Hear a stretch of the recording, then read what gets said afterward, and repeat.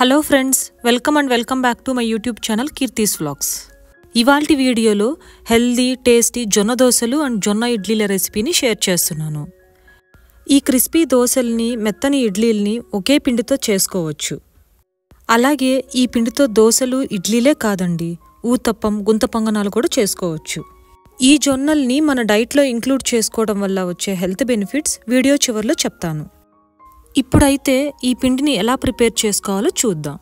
First ఒక bowl తీసుకొని అందులో 2 కప్పుల మినపగుళ్ళు తీసుకోవాలి. ఇప్పుడు ఇందులో 1 స్పూన్ మెంతులు కూడా యాడ్ చేసుకోవాలి.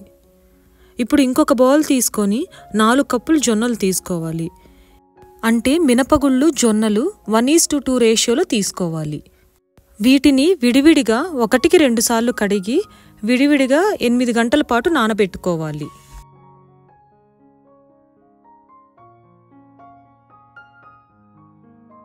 ఇప్పుడు ఒక 8 అవర్స్ తర్వాత చూస్తే మినపగుళ్ళు జొన్నలు చక్కగా నానిపోయి ఉంటాయి.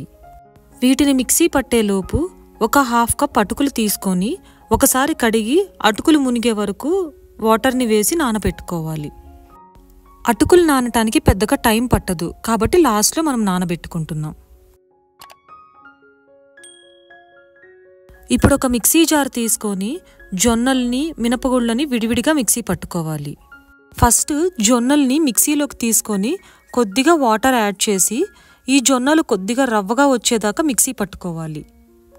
రవ్వగా పట్టుకున్న ఈ జొన్న పిండి మొత్తాన్ని ఒక బౌల్లోకి తీసుకోవాలి. జొన్న పిండి రవ్వగా ఉంటే ఇడ్లీలు మనకి బాగా వస్తాయి. ఇప్పుడు మినపగుళ్ళు అటుకులు మిక్సీ జార్లోకి తీసుకొని కొద్దిగా వాటర్ని యాడ్ చేసి మెత్తగా గ్రైండ్ చేసుకోవాలి. ఈ బ్యాటర్ని మనం ముందుగా ప్రిపేర్ చేసుకున్న జొన్న పిండిలోకి యాడ్ చేసి మొత్తం కలిసేలాగా కలుపుకోవాలి. మనం జొన్నల్ని రవ్వగా మినపగుళ్ళని మెత్తగా గ్రైండ్ చేసుకుంటాం కాబట్టి వీటిని విడివిడిగా నానబెట్టి విడివిడిగా మిక్సీ పట్టుకుంటున్నాం. నాకు ఈ బౌల్లోకి పిండి ఎక్కువైంది కాబట్టి వేరే బౌల్లోకి ట్రాన్స్ఫర్ చేసుకున్నాను. ఈ బ్యాటర్ని ఓవర్ నైట్ పక్కన పెట్టి నెక్స్ట్ డే మార్నింగ్కి చూస్తే ఈ పిండి చక్కగా ఫర్మెంట్ అవుతుంది.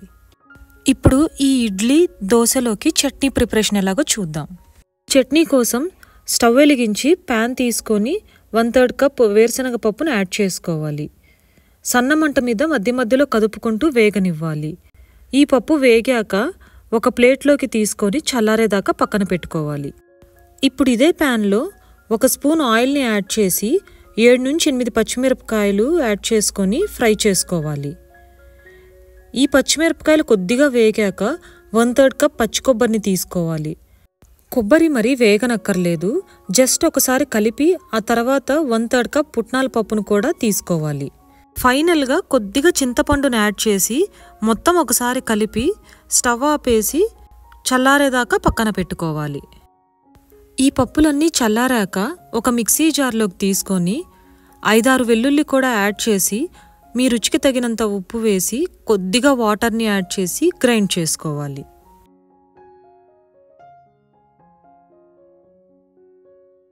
ఇప్పుడు ఈ చట్నీని వేరే బౌల్లోకి ట్రాన్స్ఫర్ చేసుకోవాలి. ఇప్పుడు తిరగమాత కోసం ఒక ప్యాన్ తీసుకొని కొద్దిగా ఆయిల్ని యాడ్ చేసి పచ్చిశనగపప్పు, మినప్పప్పు, ఆవాలు, జీలకర్ర, ఎండుమిరపకాయలు, కరివేపాకు వేసి బాగా ఫ్రై చేసుకొని ఈ చట్నీలోకి యాడ్ చేసుకోవాలి. ఈ చట్నీ ఇడ్లీ, వడ, దోశ, బోండా ఇలా వేటిల్లోకైనా చాలా బాగుంటుంది. ఇప్పుడు దోశ ప్రిపరేషన్ కోసం ఈ పిండిని వేరే బౌల్లోకి తీసుకొని కొద్దిగా వాటర్, రుచికి తగినంత సాల్ట్ యాడ్ చేసుకోవాలి. దోశ బ్యాటర్ ఈ కన్సిస్టెన్సీలో ఉంటే దోశ వేసుకోవడానికి కరెక్ట్గా సరిపోతుంది. ఇప్పుడు దోశ వేసుకోవడానికి దోశ పెనం బాగా వేడయ్యాక కొద్దిగా ఆయిల్ని వేసి ఆనియన్తో ఇలా రుద్దుకోవాలి. ఇలా చేస్తే దోశ అనేది చక్కగా వస్తుంది. ఇప్పుడు కొద్దిగా పిండిని తీసుకొని దోశలా వేసుకోవాలి.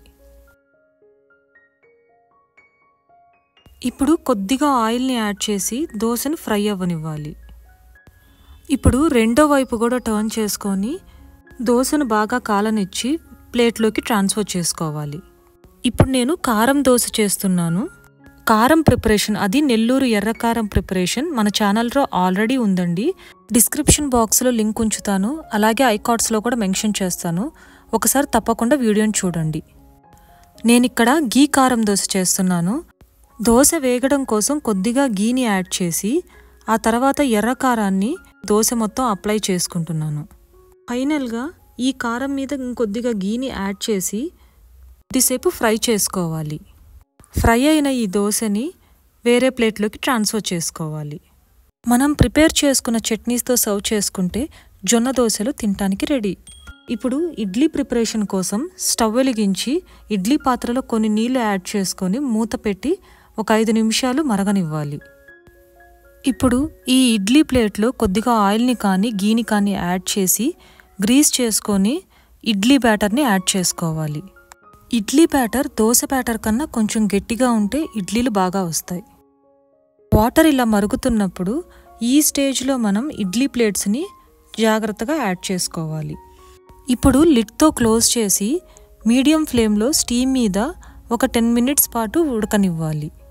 ఒక 10 మినిట్స్ తర్వాత లిడ్ ఓపెన్ చేసి చూస్తే ఇడ్లీస్ అనేవి చక్కగా కుక్ అయి ఉంటాయి.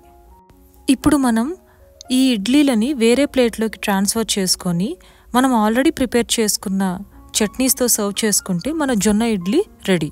ఇప్పుడు మనం జొన్నల వల్ల కలిగే బెనిఫిట్స్ ఏంటో తెలుసుకుందాం. జొన్నల్లో ఫైబర్ పుష్కలంగా ఉంటుంది కాబట్టి మన జీర్ణ వ్యవస్థ పనితీరు మెరుగ్గా ఉంటుంది. అలాగే జొన్నలు gluten free and protein rich food కాబట్టి మనం ఈ జొన్నల్ని మన డైట్లో ఇంక్లూడ్ చేసుకోవడం వల్ల పొట్ట నిండుగా ఉండి బరువు తగ్గాలనుకునే వారికి ఇది చక్కగా ఉపయోగపడుతుంది. బ్లడ్లో షుగర్ లెవెల్స్ని అలాగే బ్యాడ్ కొలెస్ట్రాల్ని కంట్రోల్ చేస్తుంది. ఎన్నో హెల్త్ బెనిఫిట్స్ ఉన్న ఈ జొన్నల్ని రోజు మనం తినలేకపోయినా అప్పుడప్పుడైనా మన డైట్లో ఇంక్లూడ్ చేసుకుంటే చాలా మంచిది.